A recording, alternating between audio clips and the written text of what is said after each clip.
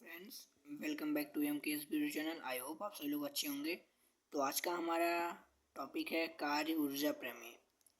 कार्य ऊर्जा प्रमेय, वर्क एनर्जी थ्योरम, ये आज का हमारा टॉपिक है। कार्य ऊर्जा प्रमेय, वर्क एनर्जी थ्योरम। तो इसमें हम पढ़ेंगे कार्य ऊर्जा प्रमेय क्या कहता है। तो किसी वस्तु पर लगाए गए बल, किसी वस्तु पर लगाए गए बल, कॉमा यहाँ पे कॉमा रहेगा, बल द्वारा किया गया कार्य उस वस्तु की गतिज ऊर्जा में परिवर्तन के बराबर होता है। मतलब गतिज ऊर्जा परिवर्तन मतलब कि के माइनस के वन, या फिर सॉरी के वन माइनस के टू, या फिर के टू माइनस के वन। तो किसी वस्तु पर जब आप किसी वस्तु पर बल लगाते हैं, ठीक, जब आप किसी वस्तु पर बल लगाते हैं तो उस बल के द्वारा जो वस्तु पर जो कार्य होता है वह गतिज ऊर्जा के बराबर होता है, या फिर नियति रहता है, या फिर गतिज ऊर्जा में परिवर्तन के बराबर होता है।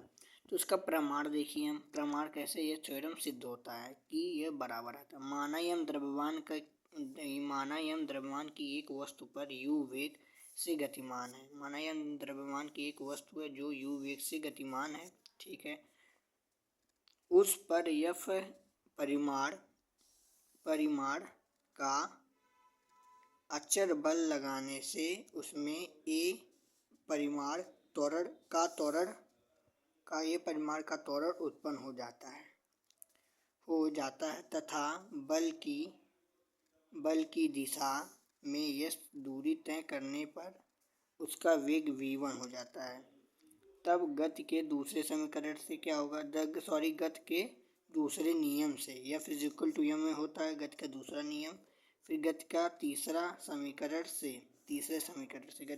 समीकरण से v स्क्वायर बराबर u स्क्वायर प्लस 2as होता है। यहाँ से हमने v स्क्वायर है तो u स्क्वायर जो इस साइड जाएगा तो क्या हो जाएगा माइनस, तो v square minus u square हो जाएगा। यहाँ पे 2as है तो यहाँ पे सभी मल्टीप्लाई में है। अगर 2as इधर मल्टीप्लाई में तो इस साइड आएगा बट्टे में हो जाएगा, तो यहाँ पे हो गया। तो s = हमारा यह हो गया। फिर किया गया कार्य, जब किसी वस्तु पर जब बल लगाते तो बल द्वारा किया गया कार्य क्या होता है, बल द्वारा किया गया कार्य गतिज ऊर्जा के परिवर्तन के बराबर होता है। अब देखिए यहाँ से हमारा प्रमेय सिद्ध होता है, मतलब थ्योरम सिद्ध होता है।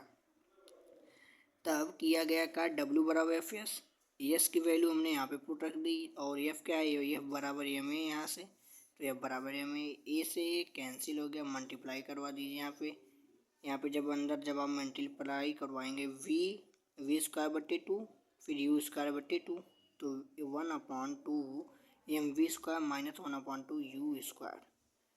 तो इसलिए 1/2 एम वी स्क्वायर वस्तु की अंतिम गतिज ऊर्जा है, और कॉमा 1/2 एम यू स्क्वायर गति मतलब उस पिंड की प्रारंभिक गतिज ऊर्जा है।